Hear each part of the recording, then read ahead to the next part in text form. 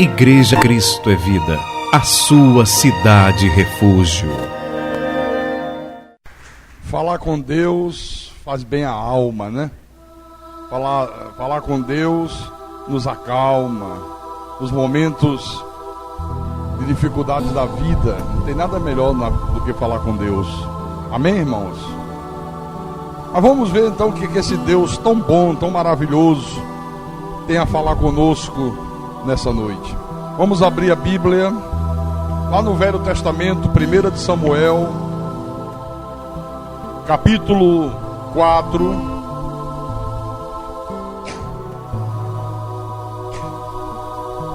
Primeira de Samuel, capítulo 4, versículo 1 em diante.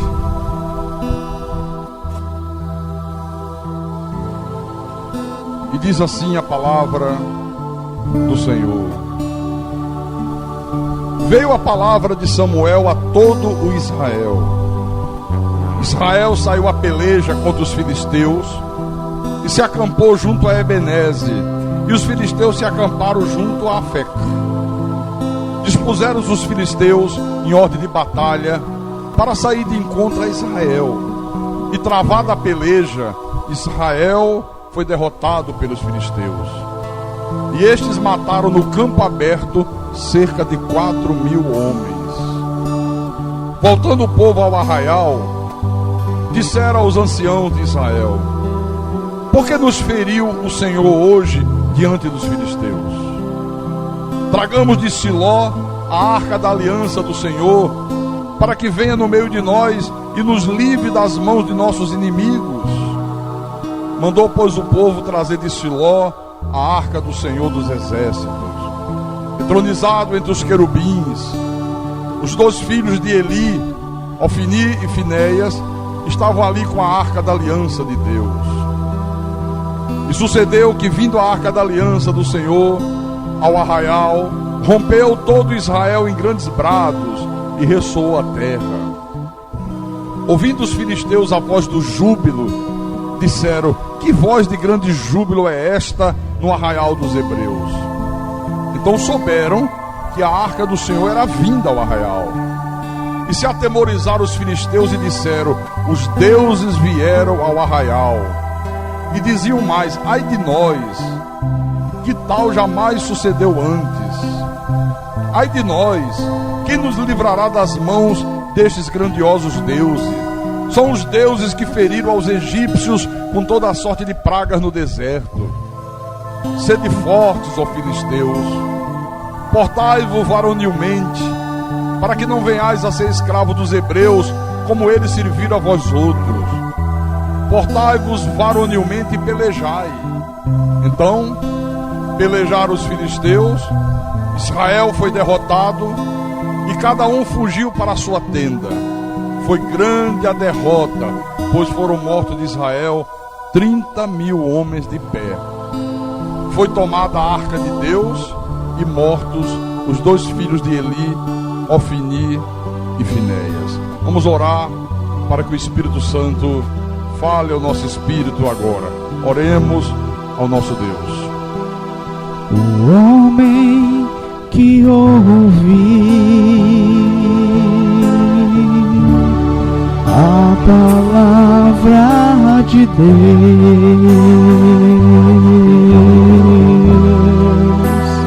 é como aquele que sobre a rocha edificou.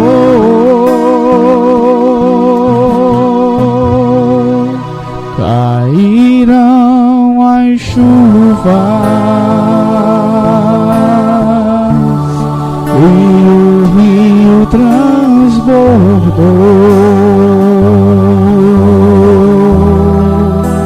Soprou o vento, enfureceu,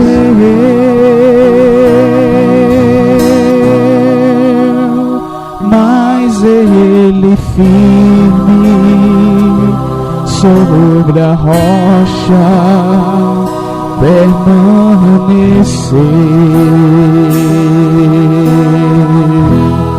Mas aquele que ouviu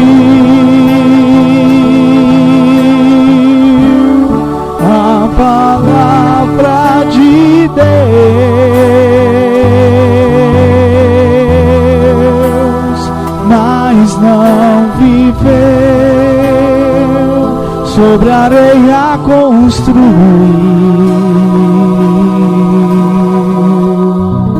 e sua vida destruir. Senhor, nosso Deus e nosso Pai, aqui estamos nós outra vez, em obediência ao Teu mandamento, considerando o domingo digno de honra, o Teu santo dia, não fazendo a nossa vontade, não seguimos os nossos caminhos. Poderíamos ter feito tantas coisas nesse dia, poderíamos agora estar na casa de amigos, poderíamos estar dentro de um cinema, de um teatro, poderíamos estar passeando na beira-mar, mas se nós fizéssemos isso, nós não estávamos considerando o Teu dia digno de honra, não estaríamos honrando o dia do Senhor. E nós estamos aqui porque não brincamos de igreja, não brincamos de religião, porque levamos a sério os Teus mandamentos. E queremos nessa noite, meu Pai, ouvir um pouco mais da Tua voz. Queremos aprender um pouco mais de Ti, porque quanto mais nós aprendemos de Ti, mais nós nos tornamos fortalecidos para enfrentar a nossa caminhada nessa terra, que é tão cheia de lutas, tão cheia de inimigos, tão cheia de dificuldades. E se nós não estivermos fortalecidos por Ti, a gente não subsiste, a gente não aguenta as pressões, a gente não aguenta o calor das batalhas, o calor das lutas, e acabamos sendo derrotados. Por isso queremos nos fortalecer, e quem nos fortalece é o Teu Espírito e a Tua palavra. Então fala ao Teu povo, fala à Tua igreja, fala aos Teus escolhidos, fala aos Teus pequeninos, Senhor Deus do universo. Eu te peço em nome de Jesus, e dá-me, Senhor, a capacidade para que eu possa explanar a Tua palavra, mas explanar a Tua palavra com verdade, e que tudo isso seja para a Tua honra, para a Tua glória e para o Teu louvor. Eu te peço em nome de Jesus, e todos aqueles que creem digam amém e amém. Diga graças a Deus. Então, meus irmãos amados e minhas irmãs em Cristo, essa é a segunda parte da mensagem que nós iniciamos hoje de manhã, cujo tema é a derrota dos deuses. E você que esteve aqui de manhã está lembrado que eu disse que esse período aqui, que nós acabamos de ler, foi o pior período da história do povo de Israel. Foi um momento que o povo de Israel estava numa decadência espiritual violenta. Foi um período que eles negligenciaram Deus, eles negligenciaram a palavra, eles se envolveram com deuses falsos, eles se envolveram com heresia destruidora, uma situação terrível. Mas eu disse aqui que mesmo eles estando vivendo uma situação desta, eles tiveram a ousadia de decidirem por eles próprios enfrentar os filisteus, que era o inimigo mais tradicional de Israel naquele tempo, e resolveram exterminar os filisteus. Não consultaram Deus, não perguntaram a Deus se era para fazer isso, se aquela era a hora, simplesmente decidiram, olha, vamos acabar de ver com os filisteus, chega de filisteus, vamos enfrentá-los e vamos exterminá-los. Acreditando que assim fazendo, Deus ia conceder vitória para eles. Mas como é que Deus pode conceder vitória para uma pessoa que está vivendo uma vida espiritual relaxada? Como é que Deus pode se manifestar na vida de uma pessoa que negligencia Deus, que negligencia a verdade, que não leva a sério as coisas do Espírito? É impossível.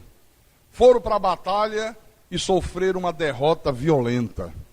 Foram derrotados pelos inimigos. Num só dia morreram 4.000 homens. Voltaram para Israel, fizeram um conselho de guerra e disseram: qual foi a causa dessa derrota? Por que nós perdemos? Por que Deus permitiu que os nossos inimigos prevalecessem sobre nós?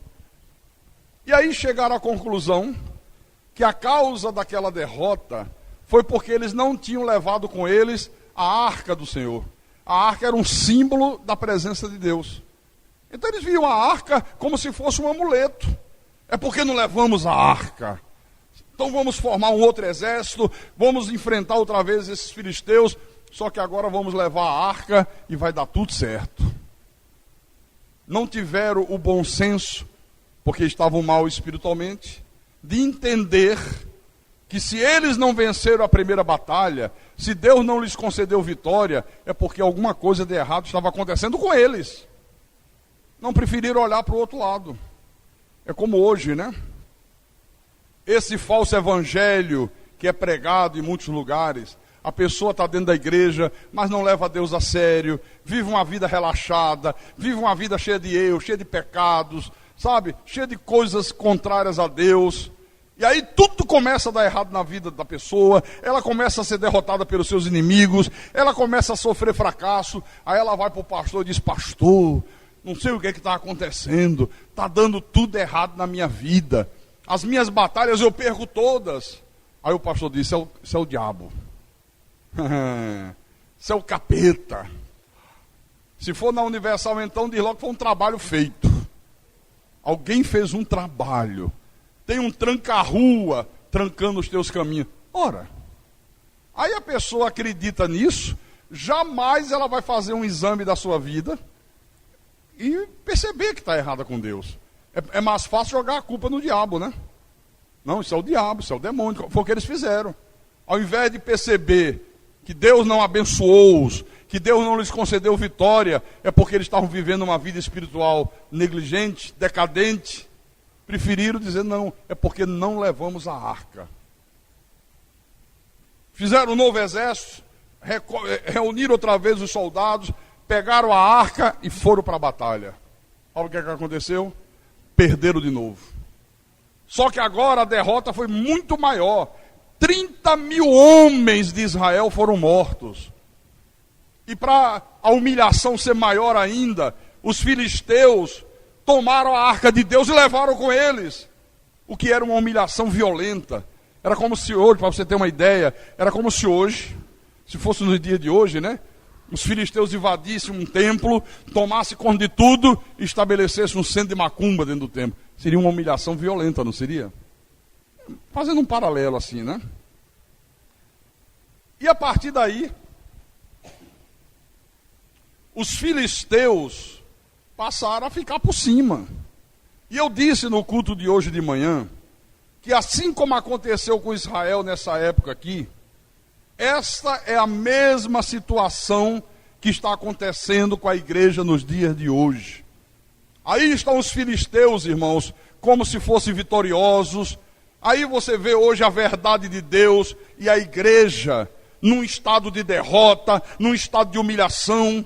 Eu sempre tenho dito, meu amado irmão, minha irmã em Cristo, o mundo nunca foi tão forte, o mundo nunca foi tão organizado na sua oposição à igreja, na sua oposição à verdade de Deus, na sua oposição a Jesus, como nós temos visto nos dias de hoje.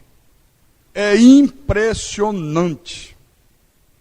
Agora a pergunta é: e por que a igreja tem sido tão atingida de uma maneira tão violenta pelos ataques dos filisteus modernos? Sabe por quê? Porque a igreja de Jesus Cristo está repetindo o mesmo erro que o povo de Israel praticou no passado, o mesmo erro. As pessoas dizem crer em Deus nesse mundo, mas a mesma pessoa que diz que crê em Deus está lá confiando numa imagem. Não, eu creio muito em Deus, mas vai para a macumba, vai consultar os guias. Não, eu creio muito em Deus, mas é devoto dos santos católicos. Não, eu creio muito em Deus, mas coloca a fé num objeto, num vidrinho de óleo, numa rosa ungida, num sal grosso. Não, eu creio muito em Deus, mas faz essas coisas. Então a gente vê as pessoas confiando nelas mesmas, confiando na sua capacidade, e na verdade, nunca confiando em Deus, como elas dizem confiar. Então a realidade é que as pessoas hoje, irmão, elas não acreditam, e eu não falo só dos que estão fora da igreja, não. Eu estou falando de muitos que estão dentro da igreja. Elas não creem que são propriedade exclusiva de Deus. Elas não acreditam nisso. Elas não creem que sem Ele, elas nada podem fazer. Jesus disse, sem mim, vocês nada podem fazer. A igreja, infelizmente, esqueceu a sua completa dependência de Deus. Nós somos dependentes de Deus. O mundo está aí vivendo a revelia de Deus. Eles simplesmente descartaram Deus. Deus foi tirado da jogada. O cara diz assim, não, eu estou precisando do emprego. Se eu levar uma rosa ungida, quer dizer, não é Deus que vai abrir a rosa. O picareta espiritual diz assim, você está doente? Estou. Crê em Deus? Creio. Pega um copo com água, coloque de frente da televisão. Aí faz aquela oração picareta, né? Ó, Espírito Santo, entra na água. Entra, o Espírito Santo deve dizer, entro. Fale baixinho, eu vou agora, vou entrar. E deve dar um mergulho, né? De medo. Se você beber a água, você vai ficar curado. Quer dizer, crê na água. Não crê no Deus bendito, no Deus Todo-Poderoso. Então essa é a realidade. E é por isso que Deus está permitindo, irmãos, todo esse caos que o mundo que nós vivemos se encontra hoje. Para que as pessoas acordem. Para que as pessoas creiam que Deus é soberano. Para que elas vejam que a palavra de Deus é a verdade absoluta em nome do Senhor Jesus Cristo. Por isso Deus está permitindo essas coisas. Aí você pergunta assim, pastor,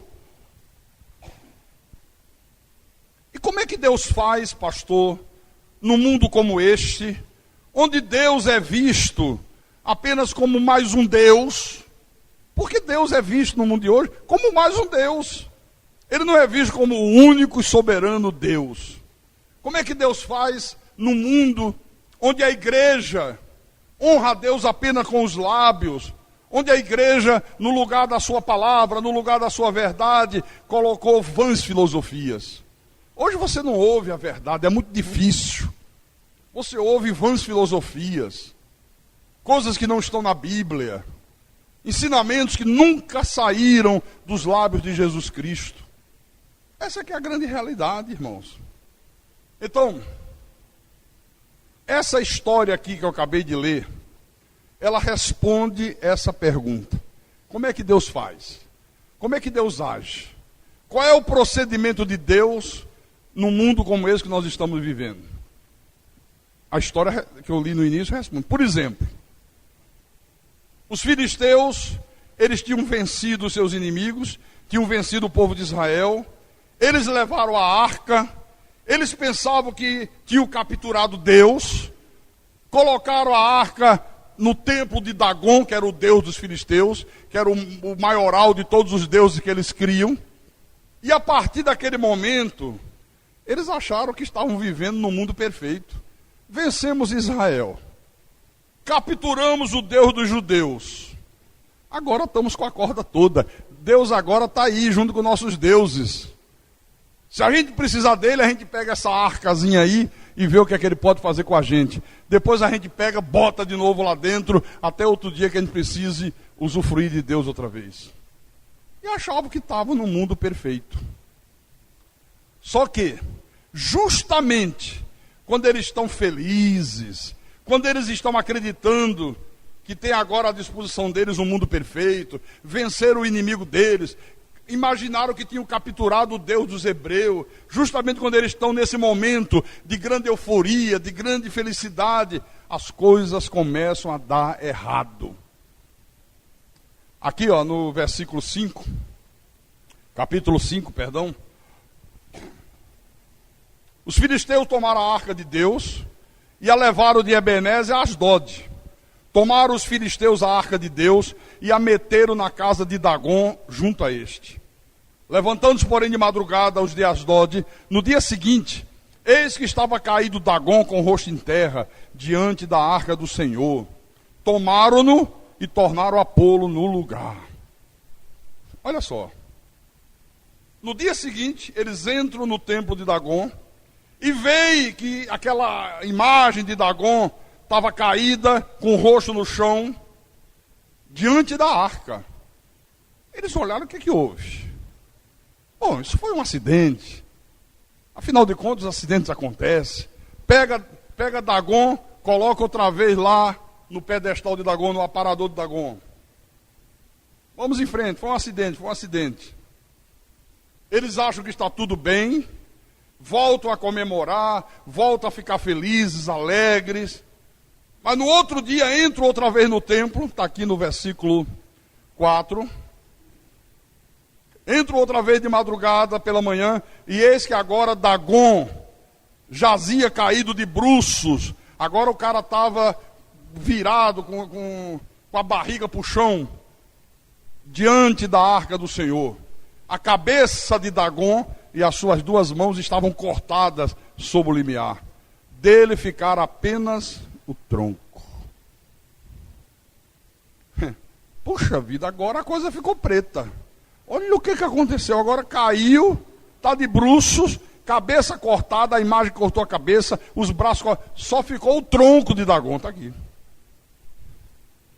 Olha, meu irmão e minha irmã, isso aqui é uma descrição perfeita do que vem acontecendo no mundo ao longo dos séculos e principalmente nos dias que nós estamos vivendo. Faça uma análise, se você gosta de pesquisar, de estudar, faça uma análise de tudo que ocorreu no século passado, no século XX, e tudo que tem ocorrido no início desse novo século, século XXI, que é o século que nós estamos vivendo. No século XX, no ano de 1912, o mundo ficou estarrecido com o naufrágio de um navio chamado Titanic. Todo mundo aqui já viu falar do Titanic, né? Tem inclusive 2 filmes maravilhosos sobre o Titanic. Um muito antigo, ainda em preto e branco, e um filme mais moderno, né? O Titanic, em 1912, era a suprema realização da ciência. Aquele navio, olha, era a obra-prima do homem. Era uma coisa fantástica, era uma coisa extraordinária. E esse navio era tão espetacular que as pessoas que fabricaram aquele navio, um dia eles disseram assim: ninguém afunda o Titanic, nem Deus. É tão bem feito, é uma coisa tão espetacular, que nem Deus consegue afundar. Você vê, o homem tinha progredido tanto, tinha se desenvolvido tanto, que eles construíram um navio, que eles acreditavam que nada, absolutamente nada, podia levar aquele navio para o fundo do mar. E aí, lançaram o Titanic nas águas. Foi fazer a primeira viagem. E era uma tarde de domingo, o Titanic navegando pelas águas azuis do Oceano Atlântico, as pessoas se divertindo, bebendo, comendo, dançando, a orquestra tocando. E de repente começa a chegar avisos à torre de comando, ao comandante do navio, dizendo: olha, fica atento, porque tem um iceberg flutuando aí por essas águas. O que é um iceberg diante dessa maravilha que os homens construíram? Isso aí se o iceberg vier, é como bater numa bolinha de isopor. Isso aqui é muito forte, isso aqui é insubmergível. Todo mundo ignorou o perigo. Titanic continuou navegando. De repente, quando ele menos esperava, meu irmão, um estrondo violento, o iceberg, uma montanha de gelo, bate no navio, rasga todo o aço do navio. As águas começam a invadir. 2 horas e 40 minutos depois, o Titanic estava no fundo do Oceano Atlântico. 2 horas e 40 minutos depois. Você sabe quantas pessoas morreram? 1.523 pessoas. O mundo ficou estarrecido. O mundo foi abalado pela tragédia do Titanic. Quer dizer, Dagon tinha caído. Porque o Titanic era como se fosse um deus. Nem Deus derrota, nem Deus afunda. Não tem jeito, isso aqui é a maravilha do homem. O homem evoluiu, a ciência evoluiu, a engenharia naval evoluiu. Então Dagon caiu, mas logo as pessoas disseram, não, foi só um acidente. Foi um erro de cálculo, afinal de contas, os acidentes acontecem. Vamos colocar Dagon de volta no lugar. Vamos preparar outro Deus. Foi um acidente. Segura um pouco aí. Abra em 1 Coríntios. Primeira epístola de Paulo aos Coríntios, capítulo 3, versículo 19. Olha o que é que Deus fala aqui. Porque a sabedoria deste mundo é loucura diante de Deus. Porquanto está escrito, ele apanha os sábios na própria astúcia deles. A sabedoria desse mundo é loucura para Deus.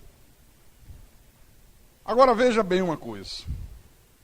Em 1914, a sociedade daquela época já era uma sociedade muito evoluída. Eles já se julgavam muito evoluídos, os homens eram muito cultos, eram muito sábios, e toda a sociedade naquela época dizia que a tendência era os homens evoluírem, era os homens terem mais conhecimento, era os homens terem mais sabedoria, e de repente o mundo ia se tornar um verdadeiro paraíso. Quer dizer, não precisa de Deus não, precisa só de estudo. Basta educação, basta da escola, basta dar conhecimento, que vocês vão ver que o mundo vai ficar perfeito, o mundo vai ficar um paraíso. Nós ouvimos as mesmas coisas hoje. Quando você vê os políticos sendo questionados sobre a violência, sobre a decadência moral da sociedade, o que é que eles dizem? Não, isso aí vai mudar. Nós precisamos dar educação para o povo. Vamos construir escola, vamos construir faculdades, universidades, porque dando educação acaba a violência, acaba o desamor, acaba a depravação moral, o mundo fica um paraíso. Era o que acontecia em 1914. Sabe o que aconteceu? Aquilo que eles diziam ser absolutamente impossível acontecer, aconteceu. A Primeira Guerra Mundial. Achavam que o mundo estava perfeito. O homem tem muita sabedoria, o homem tem muito conhecimento. Esse mundo vai ficar um paraíso. Aí explode a Primeira Guerra Mundial. Mas a exemplo dos filisteus, que quando viram Dagon caído, foi um acidente, vamos colocar no lugar. Logo começaram a dizer, não, está tudo bem. É claro que há uma guerra, mas nós sabemos que essa vai ser a primeira e a última. Essa guerra é para nunca mais haver guerra no mundo. Depois que essa guerra terminar, o mundo vai mergulhar numa paz universal. Era esse o pensamento daquela época. A guerra acabou, todos os governos da terra diziam, olha, agora as pessoas podem começar a gozar a vida, tudo vai ficar maravilhoso, agora vamos entrar num período de paz que nunca mais vai haver guerra. Mas não durou muito tempo não, viu meu irmão? Dagon continuava caindo. Começaram a surgir as greves, começaram a surgir as crises na indústria, o mundo começou a ser abalado por toda a sorte de problemas. Então parecia incrível, mas Dagon continuava caindo, constantemente caindo. Então aquele mundo que eles julgavam perfeito, aquele mundo que eles imaginavam que ia se tornar um paraíso, claro, um paraíso criado pelos homens, de repente começou a viver debaixo de uma ameaça de uma segunda guerra. Só que ninguém acreditava nisso, né? Ele dizia, não, claro que isso não vai acontecer. É impossível haver outra guerra. Não tem como ocorrer duas guerras num espaço de 50 anos. Não vai ter guerra nenhuma. Não, isso é boato. Não acredite nisso. O mundo vai mergulhar cada vez mais na paz. Olha, vai ficar um paraíso. Só que no início de 1939, teve início a Segunda Guerra Mundial. Mas a sociedade dizia assim, é verdade. Dagon caiu outra vez. Mas é tudo por causa de um homem, Hitler. Hitler é o culpado. Daqui a pouco a gente acaba com esse sujeito e o mundo vai ter uma paz perfeita. O problema é Hitler. Vamos acabar com Hitler. Se a gente destruir Hitler, nós vamos criar o paraíso. O mundo vai se tornar um mundo de paz. E eles destruíram Hitler. Realmente. Só que no finalzinho da guerra, isso já era em 1945, de repente, o mundo fica estarrecido pela notícia de que 2 bombas atômicas haviam sido lançadas pelos americanos sobre 2 cidades japonesas, Hiroshima e Nagasaki. Nunca se tinha ouvido falar até então em bomba atômica. Olha, o mundo inteiro estremeceu. E daquele período para cá, nunca mais o mundo parou de estremecer. A sensação que se tem é que nunca mais haverá paz. A sensação que se tem é que nunca mais haverá paraíso nenhum. Então, irmãos, hoje, embora a sociedade de vez em quando pense que tudo está perfeito, Dagon continua caindo. As coisas continuam dando errada. Então, qual é a realidade que Deus está nos mostrando hoje? Qual é a verdade que Deus está mostrando para a igreja? É que o Deus que jogou Dagon no chão, na época de Israel, ele continua jogando Dagon no chão e perturbando a sociedade. Por quê? Porque Deus não permite que os homens imaginem que eles podem viver sem Ele, que eles podem criar um mundo perfeito sem Deus. Deus não admite isso. Deixa eu abrir aqui em Isaías. Isaías capítulo 48, versículo 22.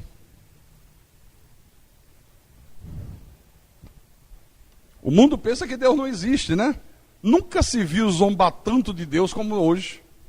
Nunca se viu tanta incredulidade no mundo como hoje. Que negócio de Deus? Deus é para quem tem mente fraca. Não existe Deus para nada. Aí, Isaías capítulo 48, versículo 22. O Senhor diz assim: para os perversos, todavia, não há paz, diz o Senhor. Olha, para os perversos, para os incrédulos, não há paz.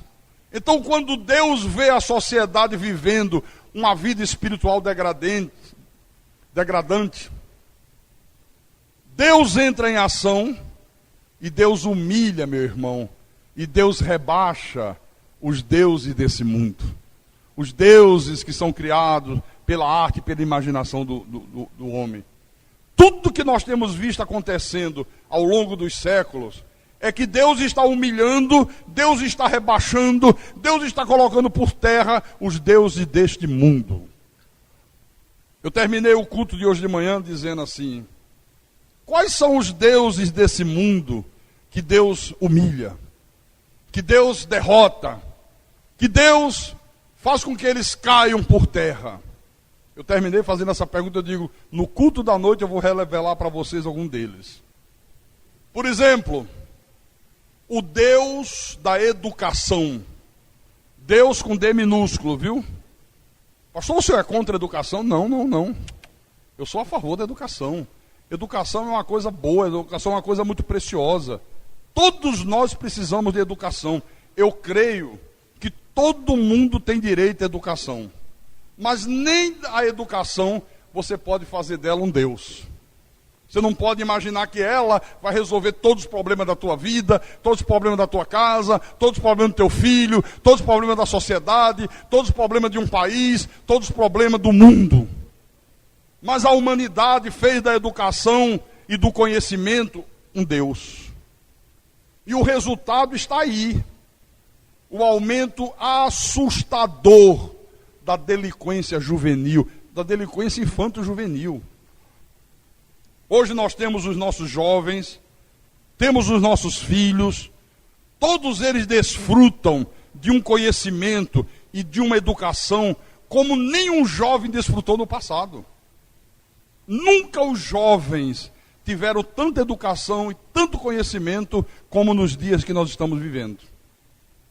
Mas por outro lado, você vê o quê? Jovens matando,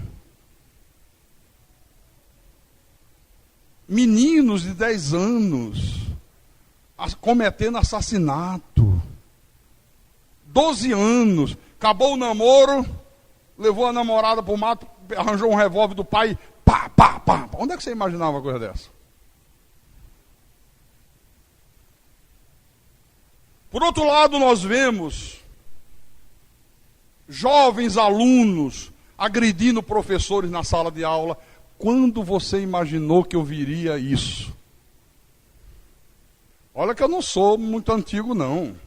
Eu sou um garoto de 55 anos. Velho coisa nenhuma, seminovo. Nós somos seminovos, que é isso? Né? Sou um garoto ainda. Então, não faz muito tempo que eu estive na sala de aula. Puxa vida, eu nunca imaginava que 30 anos para frente nós íamos assistir o que nós temos assistindo hoje. Alunos matando professores, matando colegas. O colégio, que era para ser um lugar seguro, se tornou um lugar inseguro. Filhos matando os pais. Então a educação não resolve o problema. A educação nesse aspecto é um fracasso total. Mas não é só isso não. Não é só o problema da juventude não. Está aí o problema da embriaguez, a imoralidade tomando conta da sociedade, o desamor entre os homens, o adultério, a prostituição, as separações, o divórcio, a instituição do casamento jogada na lata do lixo, o desprezo pela verdade sagrada. Cadê a educação? O que a educação fez? Foi isso? Vocês estão entendendo isso? Vocês estão compreendendo isso aqui? Olha, irmãos, tudo isso está acontecendo numa sociedade que se gaba da educação, numa sociedade que se gaba do conhecimento. Ele diz assim, não, negócio de Bíblia, isso foi no passado, hoje nós estamos no outro nível, hoje nós evoluímos, hoje nós temos inteligência. Você sabe o que o Papa falou? Esses dias agora. Ele disse, olha, toda pessoa que tem educação e que tem conhecimento, vem para a Igreja Católica. Saiu essa semana nos jornais. Né? Quer dizer, uma sociedade que se gaba disso. Por quê? Porque as autoridades acreditam que a educação resolve os problemas da sociedade. Fizeram da educação um Deus. Fizeram do conhecimento um Deus. E agora o Deus deles está sendo humilhado diante dos seus olhos. Fizeram da educação um Deus. E Deus disse, pois agora eu vou humilhar o Deus deles. Quando eles estão mais se gabando de educação e de conhecimento, eles vão ver o mundo que eles estão vivendo. O mundo que eles estão construindo. E está aí. Dagon caiu outra vez. Agora, o outro Deus desse mundo, e que Deus derrota, que Deus humilha, é o Deus do poder financeiro. Os Estados Unidos da América é a nação mais rica e mais poderosa do planeta. E os americanos, ao longo desses séculos, sempre se gabaram disso. Sempre estufaram o peito, sempre disseram, nós somos os mais ricos, nós somos os mais poderosos, nós fomos os primeiros a construir a bomba atômica, nós temos o exército mais poderoso da Terra. O resultado é que a população americana acabou fazendo do poderio financeiro e do poderio militar um Deus. Esqueceram aquilo que Deus diz na sua palavra. Por favor, já que estamos aqui pertinho, abra no Salmo 127. Esqueceram disso aqui. Somos ricos, fazemos tudo que a gente quer, derrotamos qualquer nação dessa terra. Encontraram? Salmo 127, versículo 1. Olha o que Deus diz: se o Senhor não edificar a casa, em vão trabalham os que a edificam. Não adianta você querer edificar a tua casa, educar os teus filhos, viu? Se Deus não estiver nesse projeto. Se Deus não fizer parte da educação dos teus filhos, é em vão você educá-los. É em vão você querer imaginar que porque dá escola, porque dá conhecimento, que o teu filho vai ser um filho perfeito. Vai fazer coisa que só vai te trazer desgosto e aflição. Mas ele continua: se o Senhor não guardar a cidade, em vão vigia a sentinela. Eles esqueceram. Não, nós temos muito dinheiro, nós somos ricos, nós somos uma nação poderosa, nós temos o maior exército do mundo, nós temos o maior arsenal bélico da face da terra, somos os poderosos. Aí Deus disse: espera aí que eu vou derrubar o Deus de vocês. No dia 11 de setembro de 2001, e eu me lembro como se fosse hoje, a nação americana, meus irmãos, foi alvo do maior ataque terrorista de todos os tempos. 19 terroristas da Al-Qaeda sequestraram 4 aviões e começaram a lançar os aviões sobre alvos. 2 deles obtiveram sucesso, atingiram as 2 torres gêmeas do World Trade Center, colocaram abaixo aquilo que era o símbolo do poderio americano, coisa que ninguém jamais imaginou que fosse possível acontecer, aconteceu. Um total de 2.996 mortes. Quer dizer, o Deus do poder financeiro e do poder bélico foi humilhado diante dos olhos dele. Isso era Deus dizendo: se eu não guardar a cidade, em vão vocês aguardam. Vocês podem ter todo o dinheiro do mundo, vocês podem ter o exército mais poderoso, aí basta 19 terroristas e faz um escarcéu com vocês e vocês ficam aí com a cara no chão. Mais uma vez Dagon caiu. Mais uma vez Dagon caiu. Jeremias, capítulo 17, versículo 5. Assim diz o Senhor: maldito o homem que confia no homem, faz da carne mortal o seu braço e aparta o seu coração do Senhor. Tem gente que lê esse versículo e diz assim: é por isso que eu não confio em ninguém. Não, não é disso que está falando, não. Como é que você vai viver sem confiar nas pessoas? Como é que nós vamos viver sem confiarmos uns nos outros? Não é isso que Deus está dizendo, não. Deus não está dizendo que não é para confiar em ninguém. Não, não é isso, não. Maldito o homem que confia no homem, faz da carne mortal o seu braço, a sua força, o seu poder, o seu livramento, e aparta o seu coração do Senhor. Maldito o homem que confia no homem no sentido de imaginar que a solução dos seus problemas vem do próprio homem, não de Deus. É isso que Deus está falando aqui, ó. Isso me faz lembrar de um outro Deus, criado pelos homens, o Deus da política. Há uns anos atrás, quando eu cheguei em Natal, aí nós começamos um trabalho em Natal, e um dia, um dos irmãos que frequentava a igreja trouxe o presidente da Câmara de Vereadores lá da cidade de Parnamirim. E ele veio, começou a assistir uns cultos. Eu digo: esse cara, ele não está aqui por causa da palavra. Alguma coisa dizia que não estava. Porque até na hora da pregação o cara parecia que estava pensando na lua. Eu digo: não. E foi verdade. Um dia ele me abordou: pastor, podemos fazer muita coisa junto. Que ele viu começando a juntar gente na igreja, né? O cara já pensou em votos. E aí eu digo: não, aqui não se faz negócio. Aqui o povo não é mercadoria. Aqui política não entra. Não, mas pastor, o senhor tem que ser... O senhor está com uma mentalidade muito atrasada. O senhor tem que entender que nos dias de hoje é Deus no céu e a política na terra. Eu digo, não senhor, é Deus no céu, é Deus na terra, é Deus em tudo quanto é lugar, rapaz. Que história é essa de Deus no céu e a política na terra? Quer dizer, fizeram da política um Deus.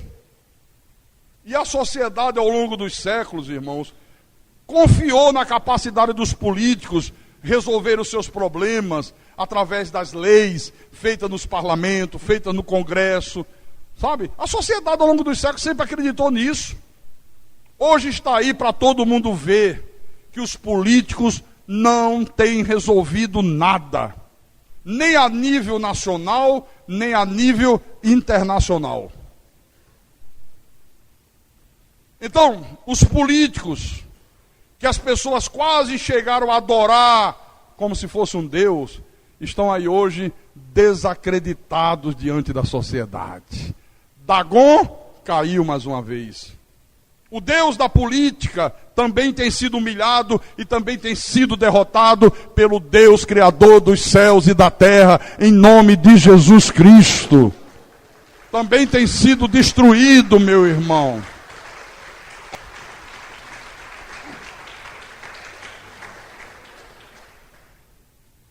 Todos os dias, os jornais, as revistas, a televisão, nos expõem isso, todos os dias.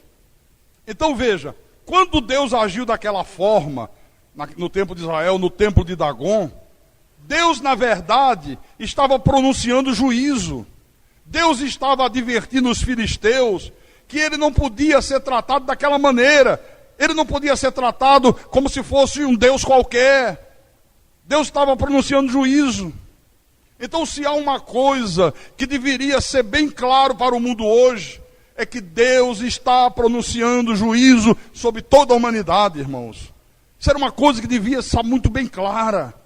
Porque, irmãos amados, não há outra explicação para as coisas que já aconteceram, para as coisas que estão acontecendo nesse mundo e para as coisas que ainda vão continuar acontecendo. Para mim, essa é a explicação mais plausível da Bíblia para essas duas guerras mundiais que nós já tivemos. Para mim, essa é a explicação para os ataques terroristas, não apenas esse que houve nos Estados Unidos, mas os ataques terroristas que acontecem todos os dias em todo lugar do mundo. Para mim, essa é a explicação para essa delinquência infanto-juvenil, para essa violência generalizada que está tomando conta da sociedade em todos os recantos. Para mim, essa é a explicação para a depravação dos costumes. Não há outra explicação. Terremotos, vulcões, ciclone, tsunami. De vez em quando o mundo fica estarrecido. Dagon caiu outra vez. Olha, tudo isso é Deus dizendo: vocês pensam que vocês podem criar um mundo perfeito sem a minha participação? É Deus dizendo: olha, tudo isso aí eu estou deixando acontecer para que vocês vejam o que vocês são, para que vocês vejam o que é que vocês fazem da vida quando vocês tentam viver a vida sem mim, quando vocês imaginam que eu não sou Deus. É esse o brado de Deus. Estou deixando que vocês colham as consequências dos seus pecados.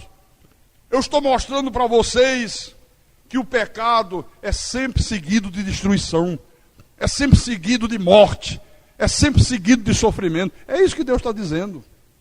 Aliás, Paulo falou uma coisa interessante, lá em Romanos, capítulo 1, versículo 22.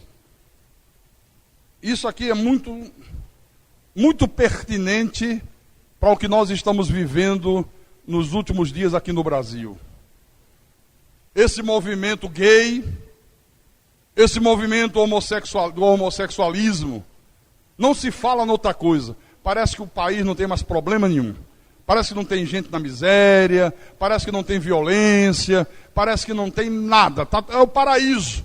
Parece que o único problema que tem são os gays. Uma minoria desse tamanho, mas que faz um barulho que você não imagina. Como eles fazem barulho? E tentando colocar uma mordaça na sociedade, né? Criaram uma lei que não vai ser aprovada mesmo, mas que se aprovada fosse, eles criaram a lei, a PL 122, sobre o argumento que aquela lei era para coibir o preconceito, a homofobia. Eu sou contra qualquer tipo de preconceito. Eu detesto preconceito. Não tem que se ter preconceito contra nada nem contra ninguém. O sujeito é gay, problema dele. Mas a gente respeita como pessoa, a gente trata com educação, mas a gente não pode ser proibido de dizer, esse tipo de vida que você leva é errado. Esse tipo de vida que você leva é contrário a Deus. Isso é uma abominação, isso é uma aberração. E eles queriam proibir isso, né? Chegaram à ousadia, a cara de pau. O Ministério da Educação criou o kit gay. Uns filmetes. Olha, eu estava acompanhando no jornal, mas nunca tinha parado para ver. Essa semana agora, Deus me inquietou e eu fui para a internet e assisti. Eu digo, eu quero ver. Olha, eu fiquei enojado. Eu digo, não é possível que permitam uma coisa dessa. Não é possível que vão permitir que isso seja levado para as escolas, para os nossos filhos, para as nossas crianças. Isso aí não é ensinar a não ter preconceito. Isso aí é ensinar o jovem a ser bicha. Perdoe minha franqueza, mas é isso. Isso é ensinar as meninas a serem lésbicas. Uma depravação. Tinha muitos interesses por trás disso. Políticos sem vergonhas, políticos desonestos, políticos que não têm compromisso com nada, mas de olho no voto da bicharada. Vamos fazer o que eles querem, que depois eles votam na gente. Na outra eleição, olha, os baitola votam na gente, vamos ser eleitos pelas bichas. Graças a Deus.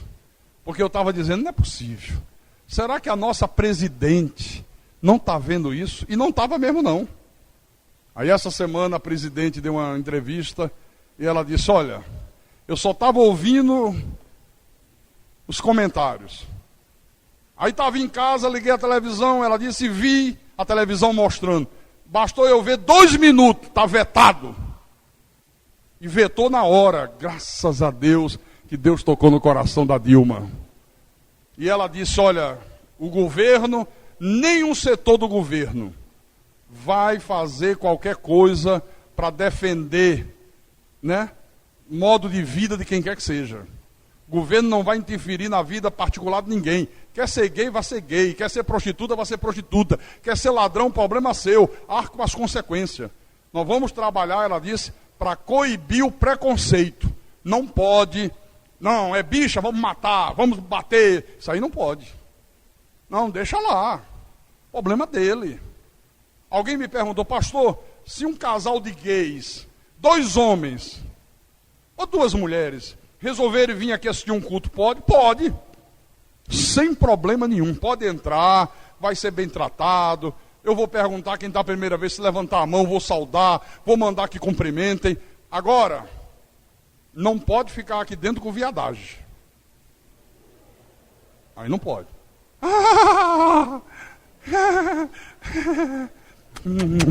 Aí eu desço do altar e boto para fora.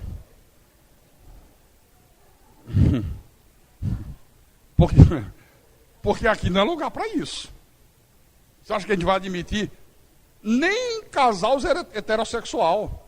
Nem que seja um casal normal de homem e mulher. Igreja não é para estar se beijando dentro da igreja. Igreja é lugar de respeito.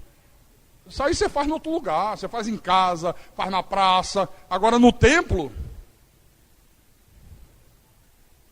Mas se entrar normal, pode ficar.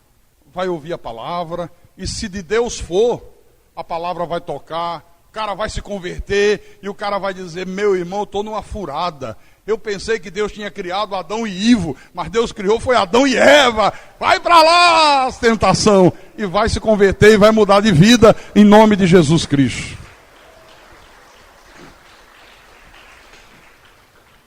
Então vamos lá. Romanos capítulo 1, versículo 22 em diante. O apóstolo Paulo diz: inculcando-se por sábios, tornaram-se loucos e mudaram a glória do Deus incorruptível em semelhança da imagem de homem corruptível, bem como de aves, quadrúpedes e répteis. Por isso, olha a consequência da pessoa enveredar pelo caminho da idolatria, a consequência da pessoa começar a imaginar que existem outros deuses. Deus entregou tais homens à imundícia pela concupiscência de seu próprio coração, para desonrar o seu corpo entre si. Deus entregou os homens para isso. Deus disse: pois agora eu vou retirar a minha graça, vou deixar que vocês saiam como depravados, desembestados. Pode ir.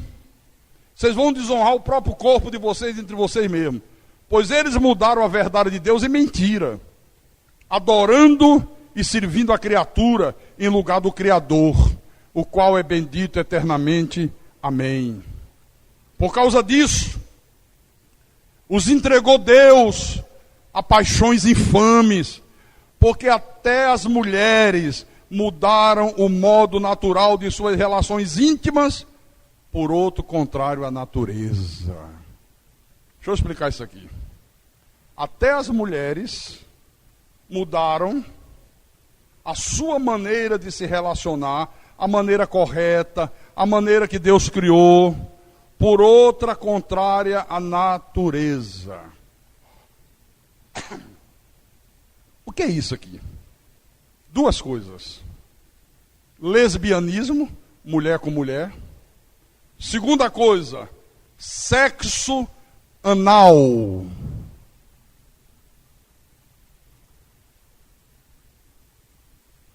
Sexo anal é a prática mais comum na sociedade. Quer dizer, a mulher que se presta para isso está tendo relações por um modo contrário à natureza que Deus criou. Deus criou vagina e pênis. Ânus é o esgoto do corpo. Você beberia água saída de um esgoto? Hã? Pois é. Mas eles bebem. Então é isso que Deus está falando aqui, ó. É uma aberração. Eu já recebi cartas de mulheres: pastor, me oriente, meu marido quer porque quer, tal. Não, veja bem, diga a ele que não pode. Quando ele se converter, ele vai entender. Não, meu marido é pastor. Que absurdo! Que barbaridade! Mas Deus permitiu. Deus disse: vocês querem viver a vida sem Deus? Vocês acham que eu não sou nada? Pois agora eu vou entregar a vocês as paixões infames. Agora eu vou soltar as cordas. Pode descer ladeira abaixo e vocês vão receber em vocês mesmos a devida punição do erro de vocês. Versículo 27. Semelhantemente, os homens também, deixando o contato natural da mulher, se inflamaram mutuamente em sua sensualidade, cometendo torpeza, homens com homens, e recebendo em si mesmo a merecida punição do seu erro. Deu para entender qual é a causa do homossexualismo? É uma punição de Deus para quem rejeitou Deus. Deus disse: olha, vai acontecer isso no mundo, tá? Vocês vão ver o que vai acontecer. Vocês vão ver a que ponto os homens vão chegar. Você sabe o que é um homem deixar de querer uma mulher e querer outro homem? Nós tivemos há pouco tempo o Ronaldo Fenômeno. O cara é rico, bilionário. Cara, com o dinheiro que ele tem, do jeito que a sociedade vive, ele pode ter todas as mulheres que ele desejar na vida. Mas não quer saber de Deus, não quer saber nada. Aí passa vergonha, né? O cara é pego dentro de um motel com 3 travestis. Que vergonha. Isso era para esse cara nunca mais aparecer em lugar nenhum. Nem em televisão, nem em jornal. Mas eles são todos cínicos, né? A sociedade acha normal, né? Ronaldinho, coitadinho, né? Sabe como é que é? Tá aqui, ó. Versículo 28, para a gente terminar.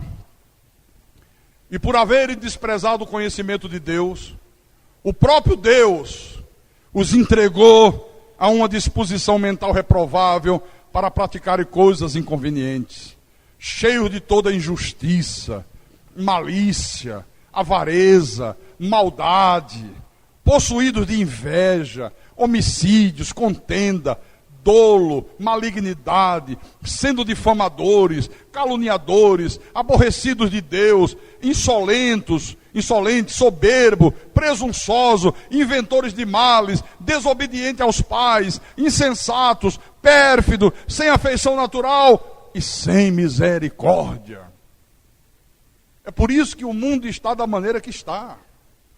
Eu disse, pois agora eu vou deixar vocês à vontade.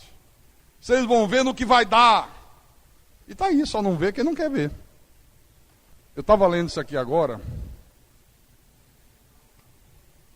Homicídio, né? Violência. Puxa vida, sem misericórdia. A gente tem visto coisas na televisão que às vezes eu fico pensando assim, puxa vida. É que a gente conhece a palavra, a gente sabe a causa, né? Mas a sociedade lá fora fica assim, como é que pode? Eu não entendo. Mas a gente entende, está aqui. Essa semana eu vi uma cena, que eu digo, gente, como é que é possível isso? O homem trabalhava de vigia, numa loja em São Paulo, à noite, ficava na frente da loja, tomando conta para ninguém, quebrar vidraça. Aí vem uns 5 sujeitos, num automóvel, devia vir de alguma festinha, pararam e foram fazer xixi na porta da loja. Aí o vigia disse, não, aqui não, vai ficar mau cheiro, de manhã os clientes chegam, esse cheiro de xixi. Os caras pegaram o vigia, deram uma surra. Só que tinha uma câmera da prefeitura naquela rua que filmou tudo, bem nítido. Mas o que bateram no homem, eles davam tanto pontapé na cabeça do rapaz, o rapaz já desmaiado, já inerte. Não morreu porque não era para morrer. Tinha um sujeito fortão, gordão, ele vinha assim, pegava com o calcanhar na cabeça. Cá! Quer dizer, quando você vê essas coisas, você diz, como é que pode? Pode, está aqui, ó. Isso é a causa de um mundo que rejeita Deus. E agora você entende aqui, por que tem surgido na sociedade todas essas anomalias sexuais que nós estamos vendo. Casamento entre pessoas do mesmo sexo. Por que você vê aí a justiça permitindo que casais homossexuais adotem criança? Isso é um absurdo. Isso é uma barbaridade. Não, mas amor a uma criança, qualquer um pode dar. Tudo bem, pode. Mas tem que ter cuidado, porque como é que fica uma criança que é adotada com 3, 4, sei lá quantos anos for, por 2 homens? E quando essa criança atingir a idade de frequentar a escola e chegar no colégio, quem é teu pai? João. E tua mãe? Paulo. Gente, pense nisso. Como é que uma criança vai entender? Peraí, todos os meus coleguinhas têm papai e mamãe. Um homem e uma mulher. Eu tenho 2 homens. Quem é a sua mãe? É aquele barbudão ali, ó, cara barbudo. É a minha mãe. Será que eles não pensaram nas consequências psicológicas que isso vai gerar na criança quando ela for se tornando adulta? Agora você entende aqui, ó. Está aqui. Amém, irmãos? Amém? Então, no episódio dos filisteus, Deus mostrou que não vai tolerar que tentem colocar Deus diante de outros deuses, como se fosse mais um Deus. Ele é um Deus zeloso. Ele diz, não terás outros deuses diante de mim. Então preste atenção para a gente terminar. Se você fizer da tua denominação o seu Deus, Deus te destruirá. Se você fizer da tua esposa o teu Deus, Deus vai deixar as coisas pretas para o teu lado. Se você quiser colocar o teu marido ao lado de Deus, os teus filhos ao lado de Deus, o teu conhecimento ao lado de Deus, o teu diploma de curso superior ao lado de Deus, se você quiser colocar o teu dinheiro como se fosse um Deus ao lado do Deus verdadeiro, seja lá o que for, Deus te destruirá. Deus te destruirá, porque Deus não admite outros deuses diante dele. Só para a gente fechar, Mateus capítulo 10, versículo 37. Jesus disse assim, para você entender o que eu acabei de falar agora, que não pode colocar o pai na mesma posição de Deus, o filho, a mulher e etc. Quem ama seu pai ou sua mãe mais do que a mim, não é digno de mim. Quem ama seu filho ou sua filha mais do que a mim, não é digno de mim. Entenderam? O Senhor foi logo nos extremos.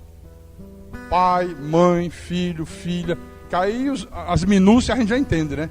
Quem colocar o seu carro, ama mais o carro do que a mim, não é digno de mim.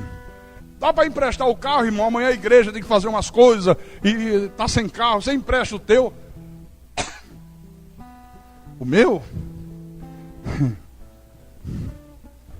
Logo o meu? Logo o meu tá novinho na garagem, eu não gosto que ninguém pegue. Você ama mais o teu carro do que Deus, né?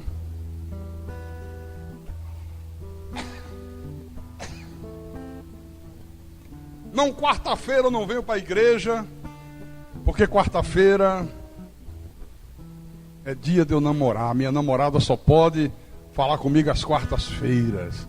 Aí troca o culto para ir namorar. Quer dizer que ama mais a namorada do que Deus. E vai por aí afora. Amém? Amém, irmãos? Entenderam os deuses desse mundo que Deus tem derrubado? E quantos deuses o mundo cria, quantos deuses fará com que eles caiam por terra em nome de Jesus Cristo. E quem tem ouvidos, que ouça o que o Espírito falou com a igreja nesta noite. Em nome de Jesus, para a glória de Deus. Aleluia. Glória a Deus. Vamos ficar de pé, em nome de Jesus Cristo.